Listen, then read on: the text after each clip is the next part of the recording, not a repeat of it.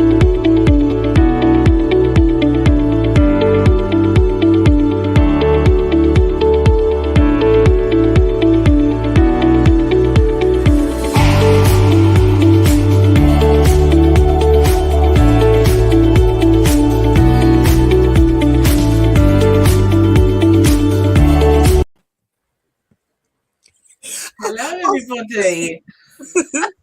So I keep forgetting to change around the music. I now suddenly remember that just suddenly stops. Hello, everybody. Welcome to the Simply Together show.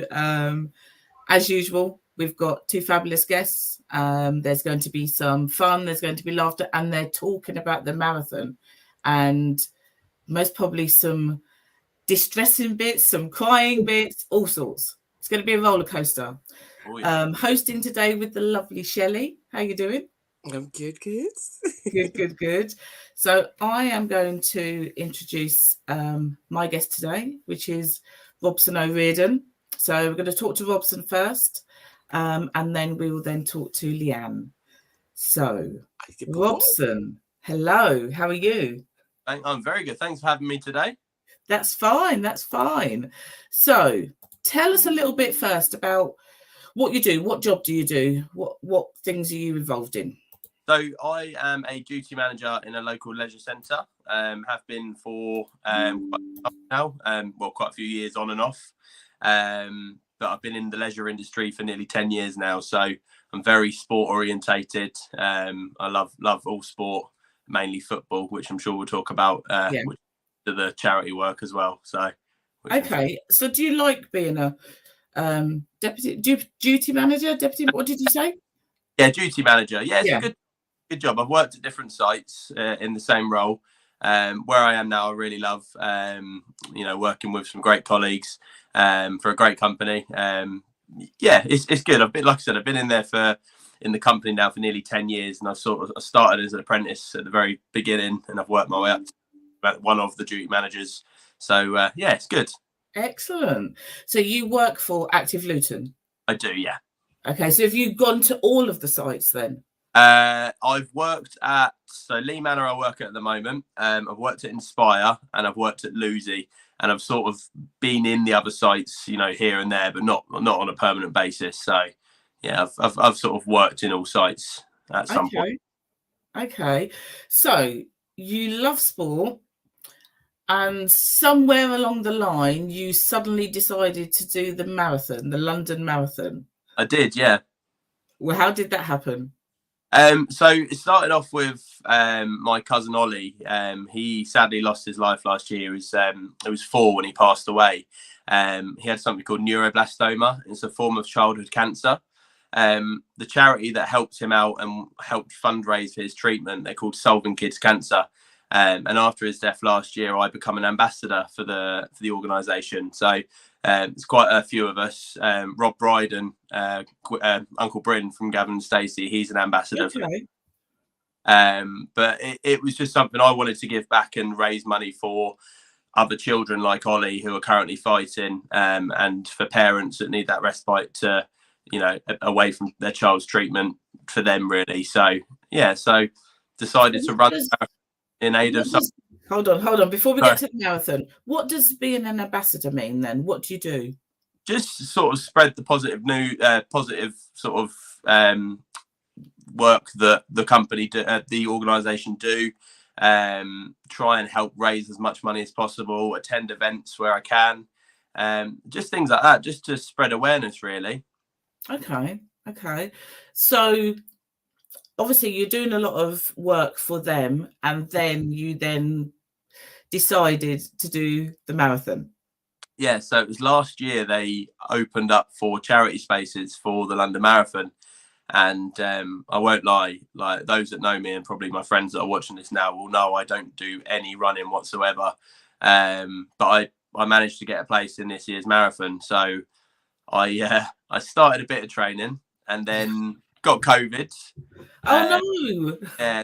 This was earlier this year. Lost a bit of motivation, and then got a lung infection in June. So then didn't run after June either. But I'm not going to make excuses. It was partly because I don't find running enjoyable. It's just boring. So before the marathon, I'd only got 5 kilometers of training in, so that was fun. Oh my gosh! And Yeah. how many kilometers is the marathon? So I think it's about 42. So the in miles it's 26.2. So I think in kilometers it's about 42 point something. So I managed to run on the day. I managed to run 14 miles straight, which is about 22. I think it's about 22 kilometers. So it's amazing what the crowd can do for confidence run round. So in your training that was not training, that was a little bit of something, you managed 5K, which is 3 miles. Yes, yeah. And that's as much as you got. As much as I got, and even that was a struggle. Wow. So come to the day, mm-hmm. You've got this 26.2 miles to run or walk or literally just get yourself across. Yeah. What did you use for that motivation? Well, deep down it was Ollie getting me through it. Like he was on always throughout the fundraising, throughout, the day of the run, the training I did. I was always thinking of him, but on the day as well, it was just the crowd. Like I started off with the intention of running as much as I could and then walking the rest. And I thought I'd get 5-6 kilometers in and think, right, that's it, I'm going to walk. But when I'd written my name on the front of the vest I was wearing, and everyone's calling your name as you run round, it gives you that extra motivation, gets your heart pumping. I don't know what it was. I just managed to run as far as I could, and then I had to stop. Well, I stopped to see my family at mile 14 and a half. Okay. That's where the Sullivan Kids Cancer Point was as well. And because I stopped, my leg seized up, so I had to walk from then on in. But it's biggest not regret I have, but if I hadn't have stopped, I might have been able to carry on running for a bit longer. So, but then at the same time, sometimes you need that motivation. You've got your family there. Oh yeah. So you're going to slow down at least, aren't you, to go and talk to them and then carry on. So I can see why. So the rest of it was walking. How hard was that? Do you know what? It sounds really stupid, but it was because I'd injured myself by stopping. Like I said, my hamstrings had seized up and they'd gone really tight, and my calves had gone really tight. It actually felt harder walking than it did running. And that sounds really stupid, but the last sort of 10 miles or so, 12 miles that I walked it was just painful. Yeah. No, real struggle. So, and I think that was the most emotional part of it. You're not flying past people. People are calling your name, urging you on, and you just want to run and you can't. And you just feel, not that you're letting them down, but it's a bit upsetting because you just want to be able to do as they're saying, just carry on running. But but you did it. How long did it take? So all in all, it's 6.5 hours, which I'm happy with because you've got 8 hours to complete it, and my target was to complete it within the 8 hours. But up until the half marathon point, I'd ran it in 2 hours 45 minutes, which I'm chuffed to pieces with that. I can't believe I managed. So I'm happy with my half marathon, but I'm even happier with the full marathon. So yeah, very happy. Excellent. I mean, it's fantastic, absolutely fantastic. Us who are sat at home on our couches who are not doing that cannot make any kind of comment because you've done it. And that's so. Do you think you would do it again? I would. Get in? A few people have asked me this. It was genuinely one of the best experiences I've ever had in my life. It was brilliant, but I would only do it for fundraising. I wouldn't do it for. I would love to do it for me, but equally I want to raise money doing it. And I feel like if I were to do it in April, which is the next one coming up, I've had so many people that have been brilliant. They've donated a lot of money, which I'm really thankful for. But I can't expect people to then donate again in April or the following year. You know what I mean? It's not that people don't want to. It's just times are hard at the moment. Not everyone's going to want to. So we're not going to raise anywhere near as much money as I would probably pledge to raise. So I'll give it a few years and then I'll maybe see how I'm feeling and see what I can do. What, with a little bit of training in between now and then? Yeah, it does make me think though, if I had actually properly trained, what time could I have done it in? Yeah. Could I have run it faster? But yeah, exactly. So, okay. So you've done that. I know that you also have a football team. Yeah. So tell us about that. How did that come about? So again, it's Ollie orientated after my cousin. So we set up Ollie United when Ollie was still with us. It was a way to fundraise for his treatment at the time. So we set up just before, I think it was just before COVID hit, and we played 1 or 2 games. I think we'd only raised a couple of £100. And then COVID hit, and then sort of the summer just gone. So, well, this summer now was our first real chance to actually go out there as a team. And we've raised, I think, around 1,500 just from the football team this summer. Wow. That's brilliant. So, but we're always looking for players. Obviously, we care about the result, but at the end of the day, as long as the players playing for us are enjoying themselves and realise what the cause is for, then any ability is welcome. Any type of person's welcome, as long as they've got that willing and want to raise money for charity. So yeah, fantastic. So how much have you raised so far for the London Marathon? So with gift aid, because it's a bit difficult, because with gift aid, it's a percentage that you add on. With donations that have come in, I think we're close to around £7,000. Wow, fantastic. So it's still going up. There's still donations coming in every day, which I'm really thankful for. But yeah, £7,000 is more than double what I expected to raise. So really, yeah, I think I put it down originally as 2,500. So it's almost 3 times what we expected to raise. So that's brilliant. That's fantastic. That's absolutely fantastic. And is there a cut-off point for people to donate? The original cut-off, because I looked on the app the other day, the original cut-off point was next year, but I changed it because I'd rather the money go to the charity sooner rather than later. So at the moment, it's the end of October, but if we've still got people that are wanting to donate in the meantime, I might extend that, or all the donations can just go directly to Solving Kids Cancer. And there's pages out there, there's other children fighting as well. So if you look on Google for Solving Kids Cancer, there'll be a donation page somewhere. But if not, I think my one's in the description of this video. Down the bottom. It's going across for your Just Giving page. So if anyone wants to donate, please do so. That would be amazing. Anything else you want to share with us before we talk to Leigh-Anne? Not that I can think of. Just if you're looking for a charity to support, or have had anything happen in your family, especially with cancer, please look at Solving Kids Cancer is the page. They're always looking for ambassadors or people to help out the charity, fundraise on their behalf. Just have a little read of their story and the children that are currently fighting, and I'm sure you won't have a dry eye when you read it. But there's so many children out there fighting cancer. It's a cruel disease, and just as much raise as possible, that would be amazing. Wonderful. Don't disappear. We'll get Leigh-Anne on now, so don't disappear. If we get a chance, we'll get you back on as well, so stay there in the background. All right. But yes, everybody have a look at Robson's Just Giving page, and we'll get back to you in a bit. Okay, thank you very much. You're welcome. It's me and Leigh-Anne now. Hi, Shelley. Hi, honey. We had you on just before you did the marathon, but for those that didn't watch, do you want to go through a bit of your kind of background? Because it's very similar to Robson's. There's definitely some similarities there. So I was gifted a place to run the marathon, the London Marathon. Actually, let's give a bit more of background. So I too work part-time for Active Luton as a fitness instructor. Fell into my 40s and realised I wanted to be a little bit fitter.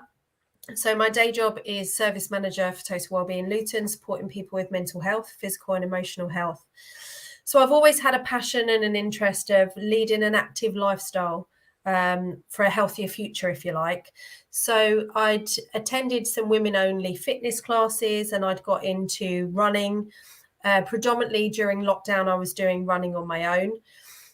But prior to lockdown, I'd saw a post on Facebook from team members from Luton, the Luton Lions, that had run the London Marathon in extreme heat around 4 years ago, when a man sadly lost his life a mile from the finish. So they were looking for people to meet at Wardown Park and run the last mile for Matt. I went and met with 5 or 6 individuals from Luton Lions and ran the mile with them. And I jokingly said, if you ever get a charity place, I'd love to run London Marathon. 4 years later, I was gifted that place. So I learned the hard way. There were so many things that Robson said that I resonated with. I'd run a half marathon a couple of times before, 2 times, I think, one in London and then the Love Luton one. Oh, yeah. And I equally got the cramps in my legs. And the last half I done, I think I cried through Wardown Park on the way back to the town hall. And the volunteers were saying, do you want to stop? I was like, no, because I need to get my medal. I want the medal. I do it for the medals and that feeling at the end.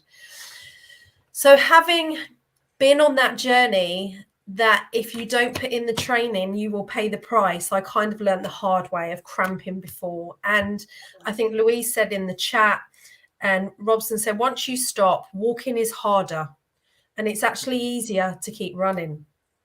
So I knew I had to put in the preparation. So as I'm part of a running club, the Luton Lions, they'd done a 16-week training plan.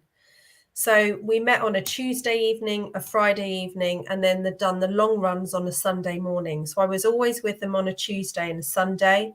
Thursdays I had other commitments for Active Luton, so I couldn't run with them. But it was a plan of each week you increase the mileage. So I went into the marathon quite prepared at having run 20 miles in my training. Right. I'd had 120 miles from Wardown Park to Silsoe, Rest Park and back. And I found it okay. It wasn't too bad. So much so that when I got back to Wardown Park, I decided to keep running home to Farley Hill because I thought I need to cash in to why I feel good right now and keep going. Yeah. But then 3 weeks later, I'd done the Bedford 20 miles. And I think I got to mile 14, so just over a half, knowing I had 6 miles left. My legs cramped. I think I cried for majority of those miles, but I knew I had to finish. Yeah. So I kind of went into, and then the next morning, that's when I woke up with a foot injury. So 30 days before London Marathon, I couldn't put any weight on my foot for 3 days, which was very nerve-wracking. So then I had to test different trainers out because I think I'd brought new trainers. They were holding my foot in a different position. So that kind of... And some of those pictures that we had from there, it wasn't like you was experiencing the pain. You could actually physically see that, right, okay, there's not... What is it? Where is it? What have I done kind of thing to it? Yeah, absolutely. And then 14 days before the marathon, I caught COVID. So I thought I was going to be completely out. So I'd stopped running because of my foot injury and I'd stopped running because of COVID. But then once I'd got my negative tests and I knew I could go out, I'm actually someone that works better when I've had a little bit of a break and a little bit of a rest. So I weren't letting it affect me mentally. I thought I just need to go in there headstrong. But having learned the lessons and the charity I was running for, very, again, similar to Robson, was children with cancer. So at any time you're having a wobble, you've got to do it because you've got to put the effort in for these children and families of these children. So ultimately, there was at no point was I ever going to quit. Yeah. But I had to learn from the Lions and the advice that I was given. You need to go into the marathon hydrated. So in the week leading up to the marathon, I was drinking 3 litres of water every day, knowing that on the morning of the marathon, I was going to stop drinking at 6 a.m. because I'm not stopping for the toilet. Because like Robson said, when you stop and your hamstrings go tight, you can't release that. Whatever you do, you can't release it. You're tight for the rest of your journey. Yeah. I also carried a little pouch. I can, like the little, even though both of you and Robson are saying you can't stop, I'm quite a big lady. I'm never going to get to that kind of health. Personally, I know that, but I have done like the walks, like the long walks. I can walk and I can carry on walking. even by walking, if I get out of step and stop, you think, oh yeah, it's just going to the toilet, or sit down, have a cup of tea, like they always, if you do the evening walks, they say, oh, there's a stop and you can refuel. And I'm like, I cannot No. sit down, because as soon as you do, even by getting into that swing of doing the walking, it just doesn't happen. Your body just does not want to carry on going. So yeah, Absolutely. And that pain message that goes to your brain that says this really hurts, and it really plays tricks with you and says, can you keep going? Can you keep doing this? Thankfully, I didn't have that. Trust me, I felt uncomfortable. So I was taking salt hydration tablets to make sure I didn't cramp. So every hour I had my little pouch and I'd have a hydration tablet. I had a carb killer bar that I was munching on from about mile 16. I had some pre-workout just to give me a little bit of energy. So I had that at mile 13. But like Robson said, he had family waiting for him at mile 14. My family were waiting for me at mile 23, which wasn't planned, but actually that was the best thing to happen, because I knew I had a really long way to go before I saw my loved ones. Yeah. And when your legs are really hurting and everything is heavy, you think, am I going to get to the end? Because I'd say probably from 19 to 26 was quite uncomfortable. When I saw my family at mile 23, that was the best thing for me. It was floods of emotions, and I knew that the end was quite near. But like Robson said, when you've got your name on your vest, people you don't know are looking in your eyes going, go on, girl, go on, Leigh-Anne, you've got this, keep running, Leigh-Anne. And I've never experienced anything like it. For me, it was one of the best days of my life. I'm very fortunate that I had a good experience. And I think that's because the Lions all are faster than me. So I knew they'd be waiting for me at the finish line. I'd get my phone out every so often and do a voice note or a video to my family, because they were following me on the GPS. And it said at London Bridge, I'd stop. They said I'd stop for 10 minutes. So I was getting these messages. Have you fallen? Are you okay? Are you still running? So yeah, it was, people talk to you, like people run next to you saying, how are you feeling? Is this your first marathon? And when you've got the same t-shirt on for children with cancer, I mean, I've still got my nails done with the children with cancer logo now. But when people are stopping to talk to you, or they've got the same t-shirt on, and you know that you're running for the charity, everyone fist pumps each other or gives you a tap on the back, and it just keeps you going, and you're part of an amazing community. Or you see people that have been in the Facebook group and you're like, oh, hi, how are you enjoying your run? And it was just amazing. So the Luton Lions, between us all, we raised £62,000, but that we had 30 runners, so we had a lot of runners. But no, still, and even if you was to break that down, I mean, I know some of them, as you said earlier, that they've done marathons before. This is their thing. They love doing that kind of a thing. But to still have those same people pledging just a little bit of money because it's touched them. It's you believe in the person, or you believe in their charity. Yeah. And it goes across anything when you do fundraising. But when you've got something big, I don't think people kind of understand just how much is not like, although Robson might say this, like, it's not like you just turned up on the day and had a run. It's perhaps a little bit like that. But it's that you've worked up to something. It's not like you've done a bungee jump, or you've done like jumped out of a plane. You perhaps have a little bit of your mind work going into that. But a marathon or a half marathon or whatever it is that you need to do, like for myself, like with the walking, you really need to get into that space, both physically and mentally, and over mentally almost, because you're trying to get your head into that space that is going to take a lot out of you emotionally as well. Yeah, we were watching you, Leigh-Anne. We did have a bit of a few of us around together, and we saw for something else, but yeah, we kept seeing that you were where you were, and I got the app, and it was then telling me like I've got it, so it's got the settings, it's popping up and saying that you've gone past a certain mile, and just watching you go around, and then a couple of videos that we saw, and then obviously the one at the end. I might have used some swear words. Saying that you had done it, you had got there, no matter what state or what time or anything that you'd got there, and it was absolutely amazing. It was amazing to watch anyway. Can I just salute Robson for he completed that marathon Bring him with yeah. Robson, I had heard about your lack of training, and that you'd not been doing as much as you had wanted to. I was speaking to Tara about it. But considering you'd not gone beyond a 5K really, the advice I was given is run the slowest you've ever run before, and then you can keep going. So I went really, really slow. And I wanted to do it in under 6 hours. And I'd done 5 hours, 59 and 33 seconds. So I was only half an hour in front of you. And I plodded pretty much the whole way. I'd say out of the 26.2 miles, on and off, walk in, probably 2 miles max. That was it. So that is a phenomenal effort by yourself with not much training. Yeah.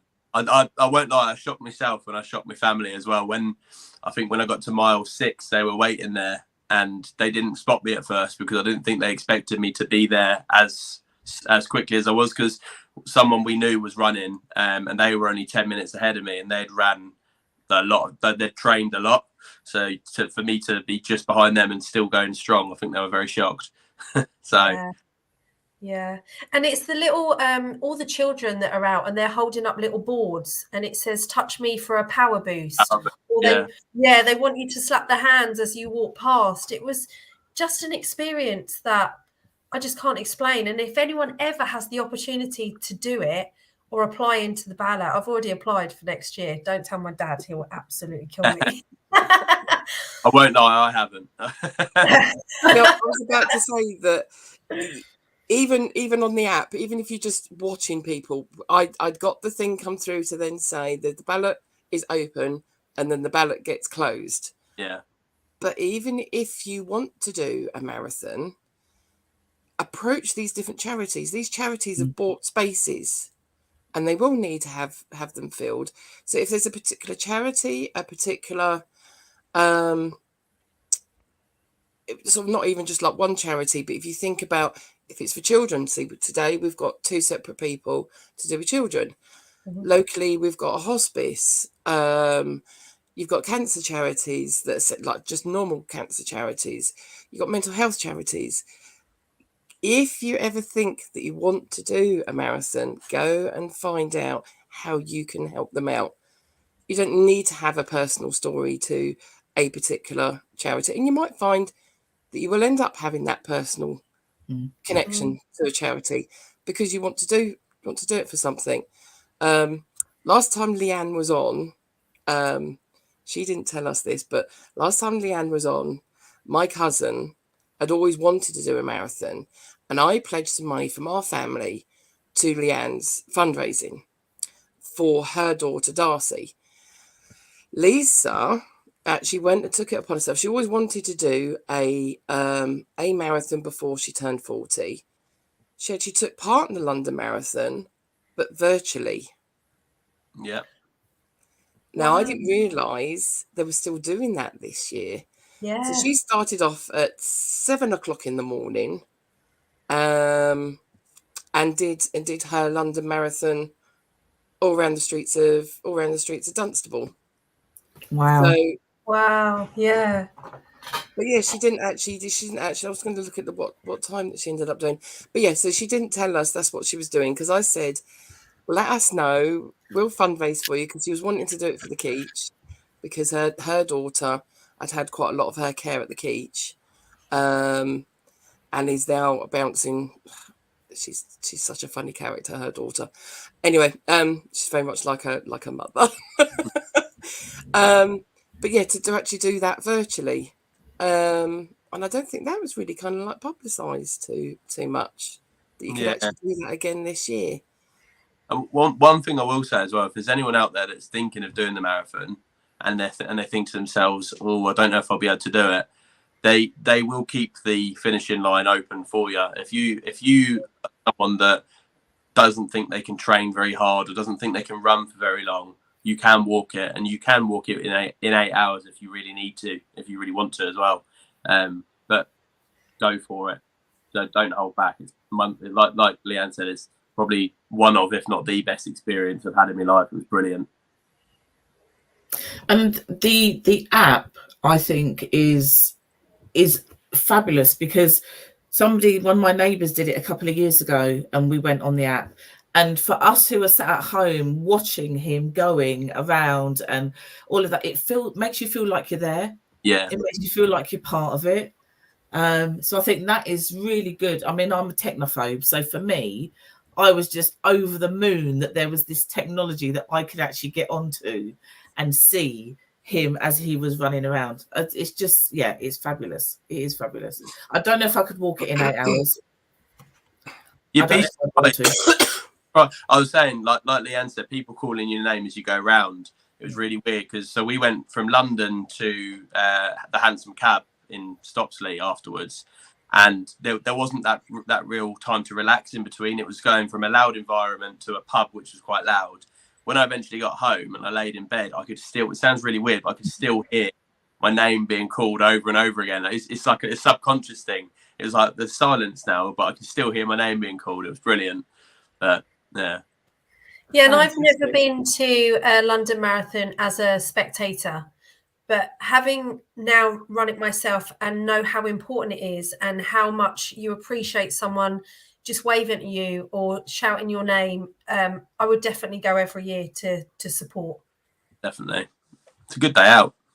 Yeah, fantastic. I mean, I have been one that has watched it like on the telly, like pretty much all the time, and I have actually gone down a couple of times, just to take it all in. And as you say, I mean, at that point, I didn't actually know the time that I went down, I didn't actually know anyone that was running it, but it was just seeing the amount of people go past. And now doing fundraising in other ways for different charities, knowing just how much that all then takes to get your head around all of that kind of thing, like for any kind of fundraising, especially as everyone's feeling the pinch at the moment, no matter who you are, just to get people to understand just £1. Like today, perhaps take a sandwich into work and put that money into someone's pot. That's going to make a huge difference to that person that's fundraising and to that charity that's actually going to end up with that money. You don't realise just how one small thing can make a huge difference further on down the line. Can you tell I do quite a bit of fundraising? I think as a country, even when things are really hard, people will still put their hand in their pocket. You know, lots of things when they have the children in need and all those things on the TV, people are struggling, but some will still donate. They will. I think that's where people come together, don't they? Yeah, definitely. Yeah. Wonderful. When I say this out loud while we're live, no, what are you going to say? What is the next big thing that Simply Deez is going to do? We've done Relay for Life, which is part of Cancer Research UK. So we did that, the 24-hour walking overnight. I don't think that's going to take place in Luton anytime soon. But we did have our friend Babs say something about, she'd love to do the moonwalk kind of thing. That perhaps...